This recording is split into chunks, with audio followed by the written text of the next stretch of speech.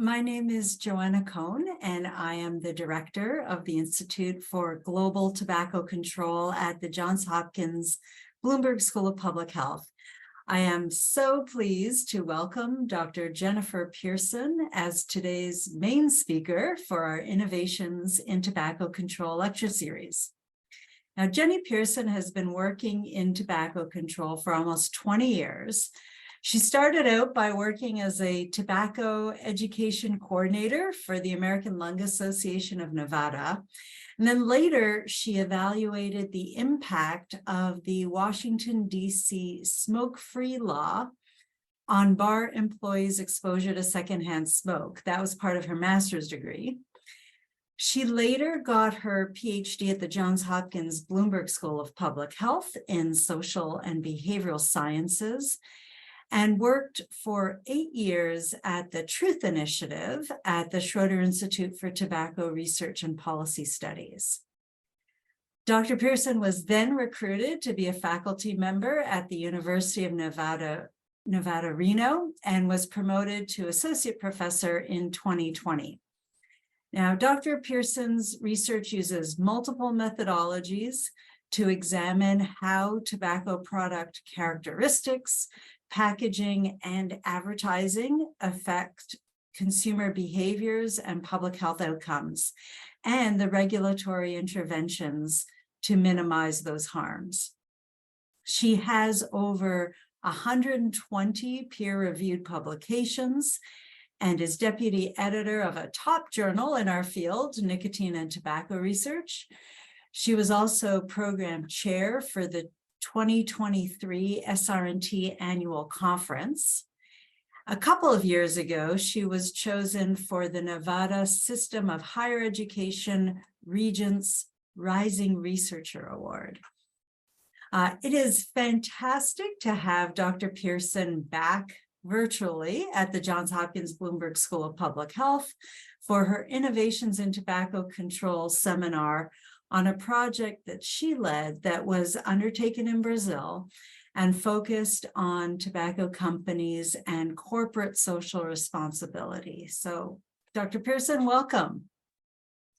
Thank you so much. I'm going to go ahead and share my screen here. All right, let's get going. Good morning, good afternoon, good evening, depending on where you are. Before I get moving, I'd like to again thank Joanna and the Bloomberg Initiative to Reduce Tobacco Use, the IGTC, and also Graziel Grill for their support on this project.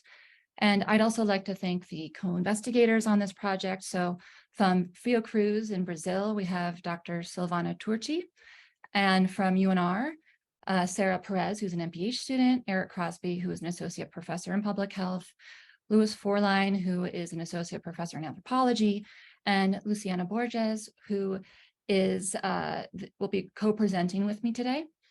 So briefly, Luciana is a Fulbright scholar from Brazil, who is finishing her second year in our public health doctoral program at the University of Nevada, Reno. Luciana's interests sit at the intersection of law, political science, and public health. Her research focuses on understanding why Latin American countries' tobacco control policy decision-making processes kind of happen the way they do. And she holds a bachelor's degree in law and international relations and a master's degree in political science and global health. And in a few years, hopefully a PhD in public health. So let's get going. Let's talk about our project here. So first, briefly, an introduction to what corporate social responsibility is in the first place. So this refers to a kind of a broad class of activities by corporations that they adopt to have a positive impact on society and the environment and the economy. And the best expression of social corporate responsibility is, or corporate social responsibility, I usually mix the two up, flip the two words, is to balance profit-making objectives with responsible and sustainable practices. ultimately for the betterment of society. And, when you look up what is CSR, many different things come up. So, I have this graphic here. Also, I stole this from Alex Lieber. I asked ChatGPT to write a limerick on what is corporate social responsibility. And it said, there once was a company wise whose leaders had opened their eyes to people and planet. They built a new mandate, and with purpose, their profits did rise. I do have somewhat of it's a questionable rhyme there between planet and mandate, but I still think that hits the general idea behind what is corporate social responsibility. So more deeply, why do they do it? Many different reasons. We have ethical considerations. So some companies really do believe in taking responsibility for their impact on society and environment and are motivated by a genuine desire to make a positive difference. Great. Brand reputation. It also, engaging in CSR activities can enhance a company's image. It can enhance their reputation. It can enhance what people think about their products as well. We'll have more about that in a second. So it makes it more attractive to consumers, to employees, and to investors in that way. It's also a way to participate in risk management. So to proactively address social environmental issues can help mitigate potential risks and avoid negative publicity, legal issues, and financial loss in the future. It also helps with employee engagement. So a company that engages in CSR activities can foster a positive work culture where people want to be. They feel good about working at their company. Also, it can provide a competitive advantage. So it's a way to differentiate them from their competitors, and perhaps gain a competitive edge either through their reputation or through actual changes in business practices, which lead to more profits. And relatedly, it can also create long-term value, just because if they actually do things like adopt sustainable practices, those things can save money in the long term. And then also, by engaging in CSR activities, companies can come into regulatory compliance. And I don't have this on this list, but they can essentially satisfy the requirements of the jurisdictions in which they live to do things like, meet certain environmental standards. So, there's lots of different ways and reasons that companies would engage in corporate social responsibility activities. And here's just 3 examples of really effective CSR activities. So Lego has been recognized as the top socially responsible company in the world for several years. And one thing I'll highlight about their company, though they also have really incredible commitments to education, for example, but they have committed by 2030 for all of their packaging and their products to be made from sustainable materials. So that's remarkable, and they're making a lot of progress on that. Salesforce has what they call the 1-1-1 philanthropic model, meaning they provide 1% of their product for free, they provide 1% of equity, and they provide 1% of employees' time to communities and the nonprofit sector. And then Ben & Jerry's, they have a fundamental social mission that is integrated into their business practices. They're a certified B Corp, meaning that their company meets rigorous social and environmental standards and has demonstrated a commitment to balancing profit with purpose. So all of these companies, fundamentally, their CSR activities are integrated into the fabric and the purpose of their companies. So they are effective because they're not just window dressing. On the flip side is the history of how the tobacco industry has used CSR. And the thing is that corporate social responsibility practices are fundamentally at odds with the purpose of these companies, which is to make money through selling tobacco products, primarily cigarettes, which are the top cause of preventable death in many countries. So it is it's in conflict by its very nature. So there's been a decent amount of research on this using tobacco company documents made public through the discovery progress and the discovery process in legal trials. And what it shows is that they are often cynically used to burnish the company's public image, to promote regulatory and political objectives, and also to differentiate their brands and their companies from other products. So I have an example here. This is a mailer that I have still on my desk here from a US brand, though it's also another company or other countries like Japan, called Natural American Spirit. So they are a company that really frames themselves as environmentally responsible and sustainable. And every year they put out special packs that are branded for Earth Day. So this year, the front of the mailer is at the kind of the top right-hand side, and it says, "Protect the Earth from leaf to reef, Earth Day 2023." And then you see the blown up side inside here where it says, "At Natural American Spirit, Earth Day has always been a way to share our pro-planet philosophy with our community of free spirits. This year, we're inviting you to help us protect the Earth from leaf to reef by celebrating our planet with playable eco activities all month long." So you can see this is pushing people to their website where they can get coupons to buy more products. I did not actually go try to play these activities, so I'm not exactly sure what they were, but I did get to see one of their Earth Day videos. And so when, this last slide, I talked about brand differentiation, and American Spirit's a great example of this, is how they use CSR activities to say, hey, we're over here, we're different than everyone else.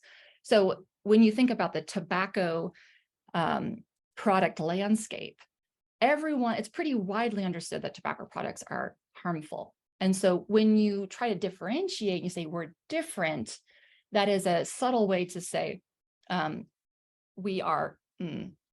we're not like everybody else. We're different, and that kind of lets the consumer fill in the blank as to what different means. So this brand differentiation concept works with this other concept particularly from food marketing called a health halo. So a health halo is a phenomenon where people perceive a product as perceived as healthier than it actually is, often due to marketing strategies or brand associations or specific health claims. But what's really interesting and kind of insidious, in my opinion, when it comes to tobacco products is that health halos can be based on company image and whether or not the company is seen as socially responsible. So the general idea here is that, you're exposed, for example, to this tobacco company CSR claim, says every day is Earth Day, has an image of a person picking up cigarette butts. They talk about their sustainable environmental practices, and you as the viewer go, they care about the world. And then a very small kind of cognitive jump is to say, well, if they care about the world, they care about me. And then an additional jump is, well, if they care about me, the products they're going to make that I'm going to consume are better in some way. And then the kind of the final jump there is the company makes less harmful products than other products in the same category. And I know some folks are working on this. They're probably on the webinar right now. I know Megan Moran is working on some research on this topic. But from food, we know that researchers have found that a reputation for caring about customers and employees leads consumers to both underestimate the calorie content of foods and to overconsume foods marketed by these firms. So, this concept probably translates to tobacco products as well. So, we did this research in Brazil. Why Brazil? So overall, the history of the tobacco industry's CSR actions in Brazil is marked by conflicting views on the industry's motivations and the effectiveness of its efforts, and by the ongoing debate over the role of corporations that they should play in addressing social and environmental challenges in Brazil. And this kind of intensity of CSR campaigns by tobacco companies in Brazil really started in the early 2000s. when the Brazilian government introduced more stringent tobacco control regulations, such as the requirement for prominent health warnings on cigarette packs. And in response, the tobacco industry really increased its engagement and publicity around CSR activities, such as supporting anti-smoking campaigns, fighting illicit tobacco or tobacco smuggling, and implementing social programs targeting tobacco farmers. So it's within this context that the idea for this research came in 2021, when the Brazilian government had introduced plain packaging legislation and a proposal to increase the tobacco tax. And at the same time, there was a lot of publicity from tobacco companies operating in Brazil about their CSR activities, particularly focusing on their alignment with the UN Sustainable Development Goals and with their efforts around COVID mitigation. So, you know, and part of that context was also they were considering adoption of plain packaging. So hence the picture on the slide. So that's kind of the context here. And so, you know, there's been a decent amount of research using internal tobacco company documents showing what they think they're doing, which is affecting public opinion and policymakers' actions. But there wasn't really any research on whether exposure to tobacco company CSR claims actually affected people's attitudes and beliefs about tobacco companies, about their products, or about tobacco control regulations. So all that context is to say, this is what we tried to do with this study. So we have 3 research questions. The first one is exposure to a tobacco company corporate social responsibility message associated with more positive attitudes about the company? And then similarly, is that exposure associated with lower harm perception? So that's the health halo background, and heightened appeal, which is also related to the health halo. And then finally is exposure related to more negative attitudes about tobacco regulation. So let's go more into depth about what we did. So we did an online randomized experiment, just 2 groups, nice and simple. We created a fake Brazilian tobacco company and exposed people to 2 videos, either one that was just kind of a bland, hey, here's some information about our company, or an experimental study or experimental video that showed all that same information plus a bunch of corporate social responsibility claims. So here's the name of our company, and I'm so sorry, Portuguese speakers, when I'm about to do this. Cruzeiro do Sol is the name of the company, and that means the Southern Cross constellation. And I believe this was Luciana's idea to call it this. So we recruited people ages 18 plus in Brazil. They were recruited via a Qualtrics panel in Brazil. And when we talked to Qualtrics, we said, you know, we want some quotas. They're not stringent, but they were soft quotas. So we wanted to be able to see, to do some stratification by cigarette or e-cigarette use, or just kind of tobacco use in general. We wanted to do some stratification by gender. And then we just wanted to make sure that the regional distribution of participants was similar to what the distribution of the population was in Brazil in general. So we didn't want like everybody from Sao Paulo, for example. So here's some information about the control and experimental videos. So you can see what was in each one. So for the control, we just talked about finances, procedures, and products. And then in the experimental, we did all that plus support for family farming, sustainable development goals, and social and racial justice. If you want to actually see the full videos, you go ahead and use those QR codes to go look at them. You see a picture here off to the left. This is one of our grad students. So the way that we did this, we filmed on the University of Nevada, Reno campus, which I will tell you, it is not easy to make the high desert in late summer look like Brazil. But we managed to do it with a little bit of fancy camera work. The actors were all Brazilian graduate students. And then Dr. Forline is Brazilian, also a faculty member, and he was our CEO. And then we hired a professional production company to come in and do all the work and and use the do all the editing for us. So it does look professional, we think. It looks legit. So we really got inspiration for the videos from actual corporate responsibility videos that we found online, stuff that was circulating on Facebook, particularly in Brazil.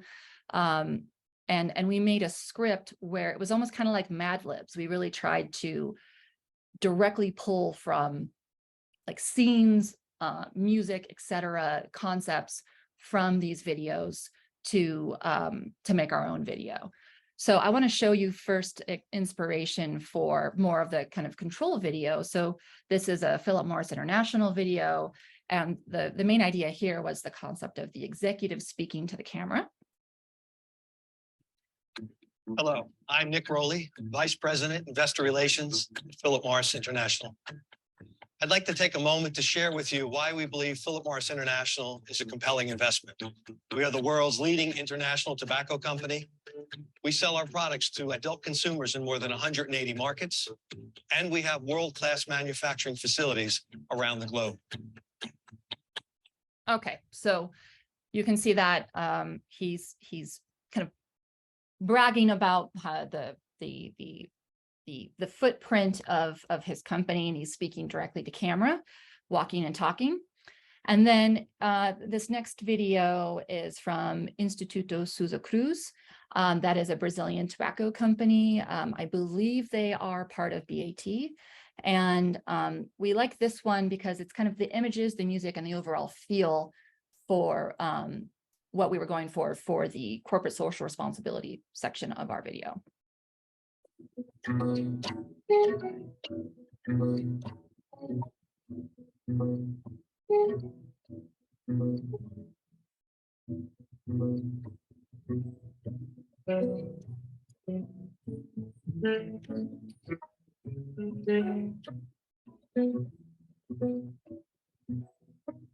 Okay, so you can see smiling, happy people, upbeat, warm music. You're supposed to feel good after you see that. Hello, I'm Nick Rowley. Happens every time. Nope. Okay, so here are our actual videos. So these are the videos that we made on the UNR campus with Brazilian graduate students and faculty members. So first, I'm going to just show you a short portion of the control video. Olá, somos a Cruzeiro do Sul e é um prazer conhecer você. Agora quero convidá-lo para conhecer um pouco da nossa empresa. Estabelecida no Brasil desde 2019, a Cruzeiro do Sul vem participando do mercado por meio de uma cadeia produtiva totalmente integrada, que vai de semente de tabaco ao consumidor adulto de cigarros. Para manter os altos padrões, nossa empresa possui 2 fábricas no sul do Brasil, garantindo a qualidade dos nossos produtos e sua posição como uma das maiores exportadoras de tabaco no continente. Nossos produtos estão presentes em 90% das cidades brasileiras, atendendo a demanda de aproximadamente 10 mil pontos de venda. Atualmente, a Cruzeiro do Sul emprega diretamente 5 mil brasileiros. Okay, so that's first section. Then I just want to show you a bit of our graduate students dressed in white lab coats from my lab, doing faux laboratory stuff. Nossos produtos passam por rígido controle em todas as etapas da produção, desde o cultivo do tabaco até a distribuição dos cigarros. Temos acesso às mais modernas tecnologias da indústria do tabaco no Brasil e trabalhamos para desenvolver cigarros da mais alta qualidade para os fumantes brasileiros. So there was a lot of, how are we going to make this look sciencey? I don't know, put some tobacco in a tube. And then I want to show you a brief section from the experimental video. A Cruzeiro do Sul sempre teve a agricultura familiar como principal pilar da nossa empresa. Assim, apoiamos 5 mil agricultores familiares com treinamento sobre como maximizar os lucros, proteger o meio ambiente e garantir que essa prática permaneça em cada uma das famílias por muitos anos. A Cruzeiro do Sul mudou a minha vida. Aprender habilidades de negócios e receber incentivos para manter a prática da agricultura familiar na nossa família, de geração em geração, nos deu a estabilidade financeira que sempre desejamos. Obrigado, Cruzeiro do Sul. So that voice was not the guy you saw in the video. That was the guy you saw in the picture in a couple of slides ago. That was all just, I want to say clip art, but I am blanking on the word for it. But that was all purchased video that we got from Brazil. Olá, somos... So what we did then is, Qualtrics recruited folks. They randomized to either see the control or the experimental video. And then we had these survey items. So before they saw the video, they answered sociodemographic characteristics, cigarette and e-cigarette use history. And then after they saw the video, they answered questions about their attitudes about the company itself, the relative perceived harm of their products, the relative appeal of their products, and then support for tobacco control policies. So everyone got the same questions. And then the analyses were very simple. We just used chi-squares to check the randomization. We dichotomized results. So our answers were mostly in 5-level Likert scales, but we really, just to keep things simple, we dichotomized into what I could think about as the right or versus the wrong answer for public health. So for example, if we had a strongly or somewhat agree, we would collapse those two versus neither agree nor disagree, somewhat disagree, or strongly disagree. So that, if someone said, I think Cruzeiro do Sol's cigarettes are less harmful, if they strongly or somewhat agree with that statement, that's considered the wrong answer for public health. If they say same harmfulness or more harmful, that's fine. It's really just people thinking the product is less harmful. That's the problem. So we had a bunch of different measures that we used, but as a team, we pre-specified 3 different items for attitudes and beliefs and support for tobacco regulations that we really wanted to focus on. And the reason why we did that is because this has not been done before. I had really no idea what the right way to ask these questions was. So, I looked for other studies that had done something somewhat similar, but there really wasn't a good guide out there. So we had to adapt some of these items from, I took an old Truth Initiative survey and then also a California tobacco survey, but really we were somewhat kind of starting from scratch.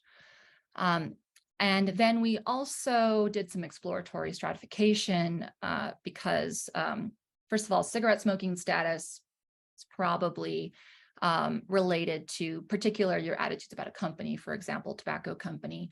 And then we also stratified by gender because there's some decent literature out there showing that women are more attracted to reduced harm products than men are.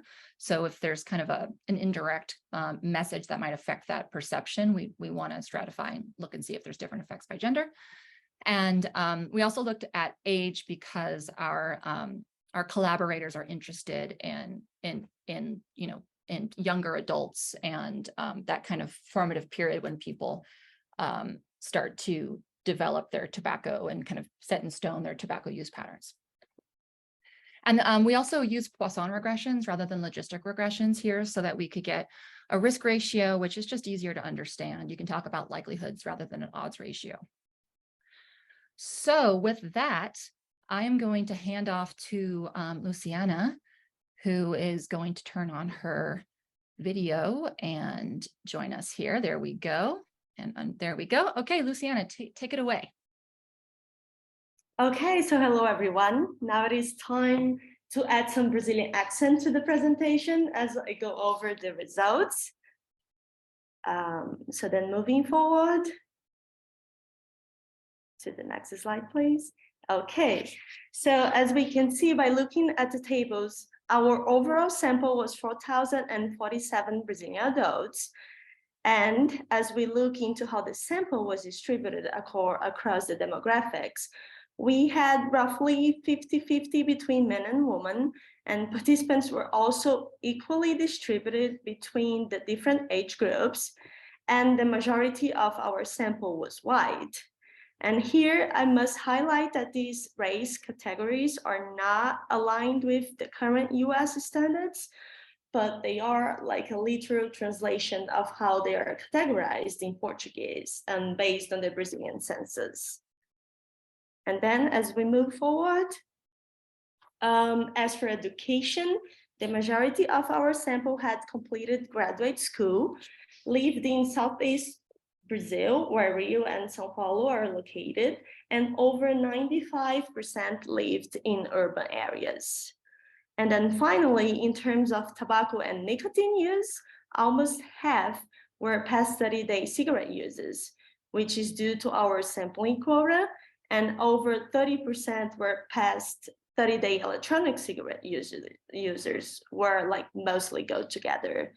And then before I move to the primary results, I want to highlight that we compared groups and found that these and other social demographic characteristics that we also addressed were evenly distributed between the control and the experimental conditions. So our randomization worked. So our first research question was, is exposure to a tobacco company corporate social responsibility message associated with more positive attitudes about the company? And then the answer here is a solid yes. Exposure to corporate social responsibility video increased positive attitudes and beliefs about Cruzeiro do Sul. For example, exposure to corporate social responsibility video increased likelihood that people agree that Cruzeiro do Sul tells the truth about their products by 4%, is a socially responsible company by 8%, and contributes to the development of local communities by 18%. We did not see consistent evidence of moderation by gender or age for these specific items, but we did see an effect of cigarette smoking status, such that the experimental video had a greater effect on increasing the positive beliefs of non-smokers. So, for example, exposure to corporate social responsibility video increased the likelihood of agreeing that Cruzeiro do Sul tells the truth about their products by 5.2% for non-smokers, while only 1.7% for average someday smokers.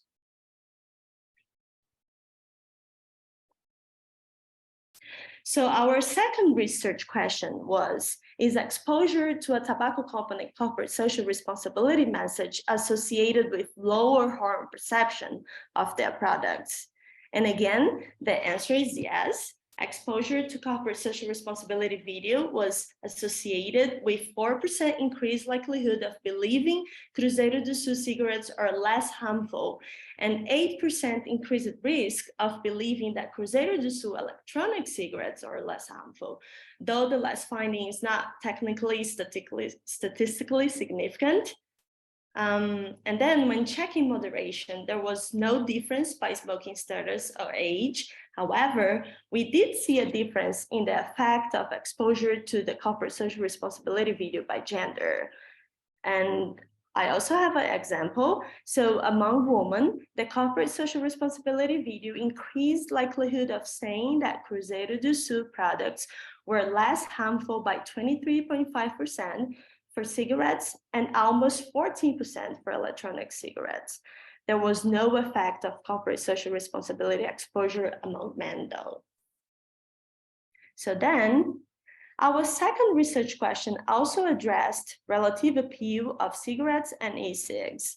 However, the answer here is no. Exposure to a tobacco company corporate social responsibility message was not associated with heightened appeal of their products. And then finally, our third research question was, is exposure to a tobacco company corporate social responsibility message associated with more negative attitudes about tobacco regulations? Here, we had a partial yes. As we can see on the table, we found no effect of corporate social responsibility message exposure on the first two items that related, the first one to tobacco regulations in general, and then the second one to plain packaging specifically. However, exposure to corporate social responsibility message reduced likelihood of agreeing with the statement that nonprofit and schools shouldn't accept money from tobacco companies by 11%. And here, when we tested moderation, the effect of corporate social responsibility video was larger for smokers, 24.4% lower likelihood, and then non-smokers, there was only 2.7 lower likelihood. So now I'll pass back to Dr. Pearson so she can present conclusion and takeaways. Thank you. Thank you. Great job. All right. So talk about our conclusions. So our kind of overall takeaways, and I'm interested to hear what everyone on the webinar thinks as well, is that just a brief little 3-minute video affected attitudes about our fake company and perceived harm of their products. And it was particularly notable about attitudes that the non-smokers started off in the control section. They generally had much lower opinions of the tobacco company than smokers did, but that difference really closed when we looked at the results stratified by smoking status in the experimental video. So it was really much more effective, the experimental video, on attitudes among non-smokers than smokers. And I also found it pretty compelling that there does look like there's evidence of the social corporate responsibility claims contributing to a health halo, certainly for the cigarettes and, marginally for the e-cigarettes. But, for stuff like this kind of first step experimental work, I tend to think more about where's the weight of the evidence pointing rather than is something, P is less than 0.05 or is it P is 0.06, and so the weight of the evidence is pointing towards a health halo effect here. And in particular, I was surprised by how much more effective it was on women than on men. But again, that really does fit with the history of kind of communicating reduced harm to cigarette smokers. Think about like light cigarettes, for example, were certainly targeted more towards women than men. And so this is congruent with what we already know. And we didn't see a consistent effect on support for tobacco regulations from the CSR video. And I can think of many reasons for this. I mean, the first one obviously is that it's just not really a thing. I think probably what's more likely is that this is just a 3-minute video. It's not reflective of people's actual exposure in the real world. So it's not like we're exposing them daily on Facebook or even weekly on Facebook. So, it just might be that our exposure here is not enough of a real world dose to expect an effect. I also think that the wording of our questions could have been better. And this is just kind of a function of, again, having to kind of figure this out for the first time ourselves. So, I don't want to say that CSR videos do not affect attitudes about tobacco regulations. I don't think we can say that just from these data. More research is needed. So application to the Brazilian context. So tobacco advertising, promotion, and sponsorship is actually prohibited in Brazil, but corporate social responsibility, kind of publicity around those actions, is still allowed as of now. And the industry says this isn't advertising, this is us just communicating what we're doing to, be better citizens. But our results suggest that these claims affect Brazilian adults' attitudes about the company and their perceptions about the products, which is absolutely goals that are shared with advertising. So whether they mean it to be advertising or not, it certainly is functioning as advertising. And, Brazil is a signatory to the FCTC, and the article 5.34 says that the signatories should denormalize and, to the extent possible, regulate activities described as socially responsible by the tobacco industry, including but not limited to activities described as corporate social responsibility. So, I think there is evidence that this is acting as advertising, and certainly the FCTC would support Brazil to treat this as advertising. So with that being said, that's it. I want to thank everyone for their attention. If you are interested in talking about this more, please do email me. I'm always interested in collaborations, and I think this is a really interesting topic so that I'd like to pursue some more. So thank you. Wonderful, Jenny. Thanks so much. And Luciana as well.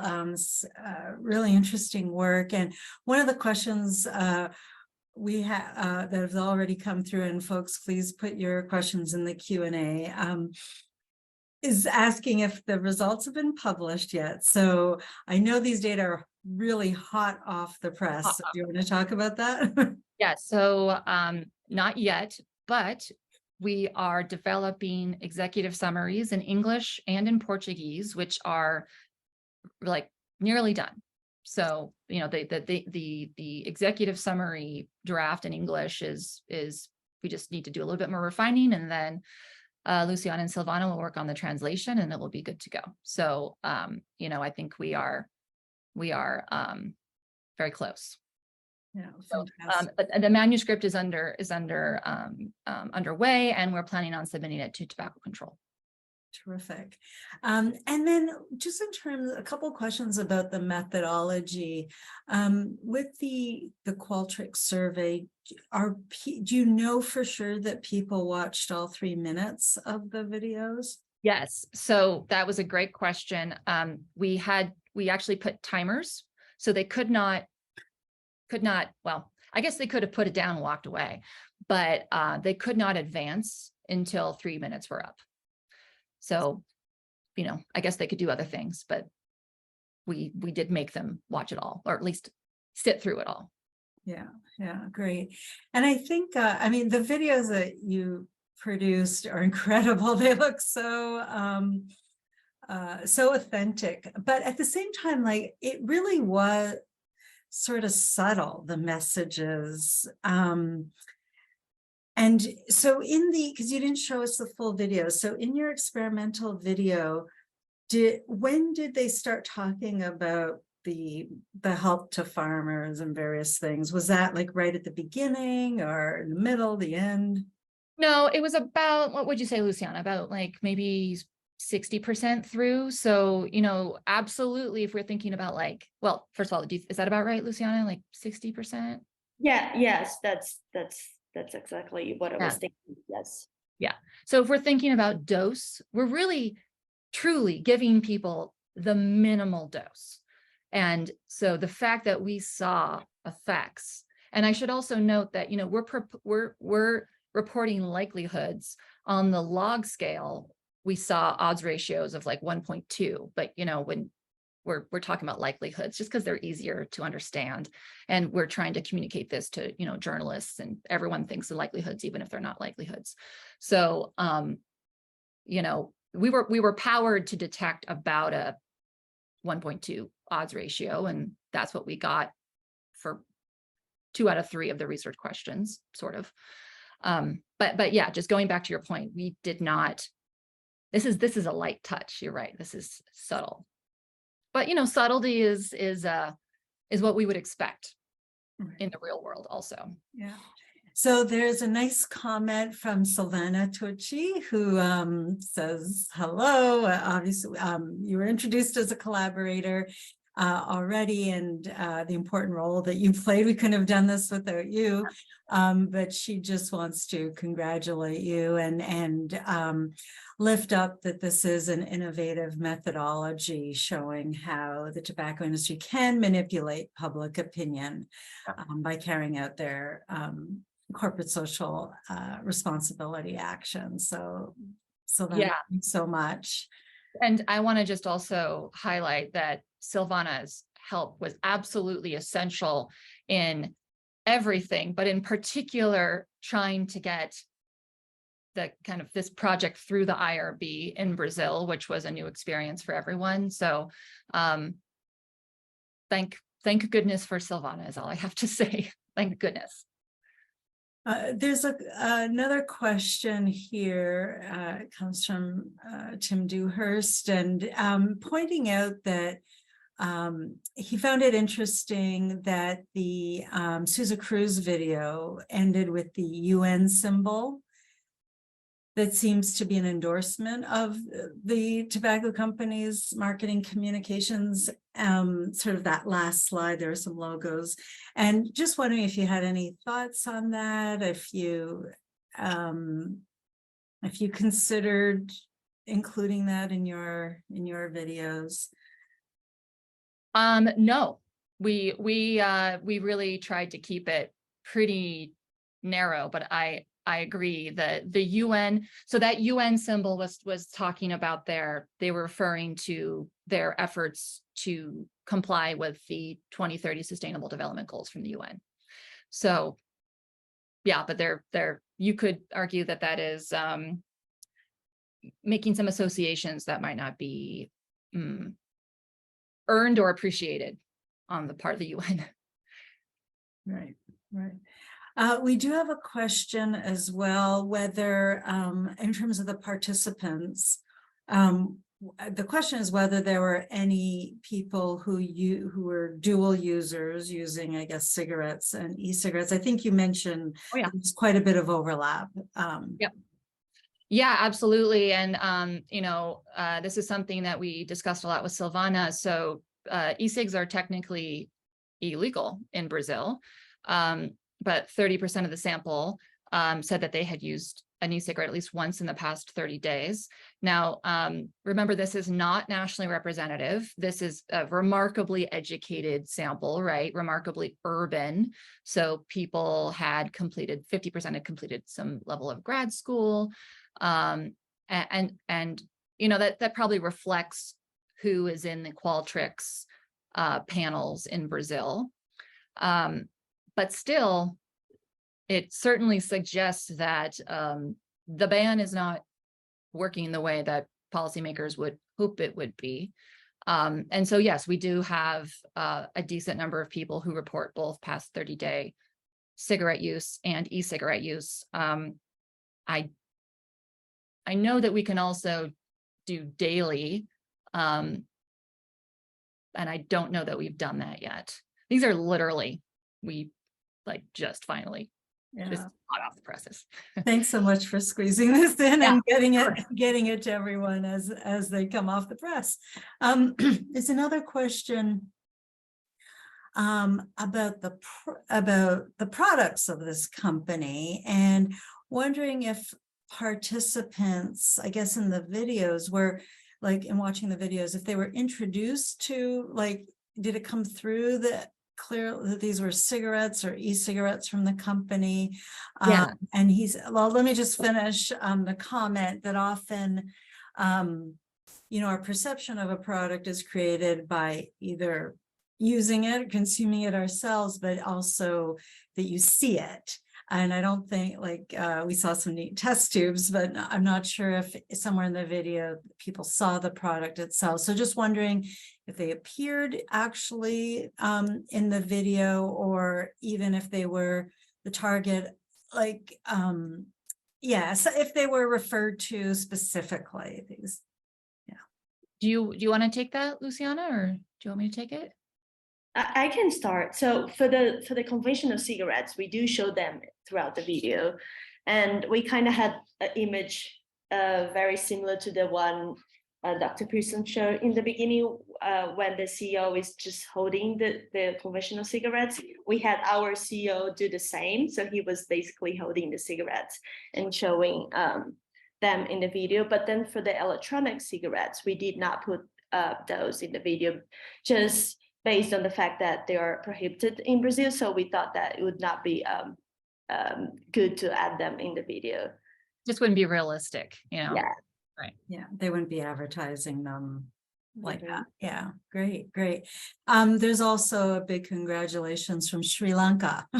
So Nice work. I mean, this is, you know, we know how much an issue like CSR is in sort of our daily lives of tobacco control policy, but it's really challenging to study it. And I think you've done, like, this is really, as Sylvana said, really innovative in an attempt to try and look at that. And I think you've really carried it out well. And so, actually, let me just see if there are a couple of questions. Yeah. Oh, so there was a question about, you know, the videos were extremely realistic. Did you clarify at the end that these were fake videos and provide any health warnings? And secondly, so that's the first part. Secondly, do you have any recommendations for others who might want to replicate this type of study in another country? So absolutely, great questions. So I'm gonna rely on Luciana to remind me again. Yeah, so for the the- first part, all the way to the end of the survey, the very last message we had was explaining the participant that Cruzeiro do Sul is a fake company that we created for the purpose of this study. And we also highlighted and emphasized all the harms related to tobacco, to smoking regular conventional cigarettes and also electronic cigarettes. So yes, participants were very clear at the end of the survey that this was a fake company. And then as for recommendations, I guess Dr. Pearson can answer that better.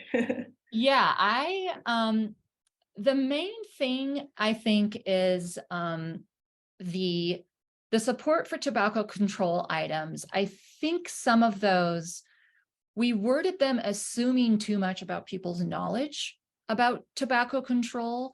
And so I would, if I could do this all again, I would think more broadly.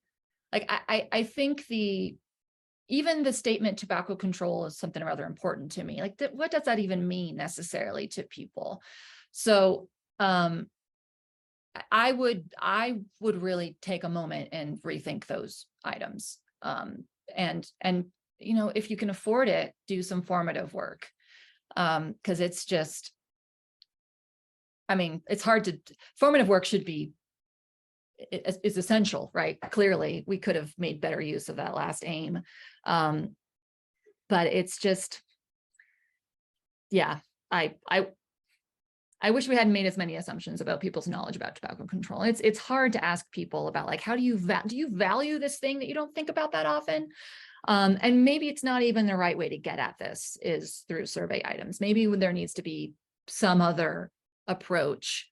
And then the other thing is, I want to encourage people to do more of this kind of internally valid work. I think in this area, there's a lot of great description of what's going on, and you know, there's a lot of like wonderful tobacco document review stuff. But when we step back and ask ourselves, like, what do we know and what don't we know? We need to understand kind of the individual level mechanisms too. Like Luciana and I were talking, and we would love to be able to understand how these messages affect policymakers, because that's probably, when it comes to tobacco control policies, who the real audiences are, you know. But we just can't figure out a way to ask people about this without them telling us not the truth. You know, well, policymakers, you know, we expose them to a video and they go, oh, it doesn't affect me. Of course not.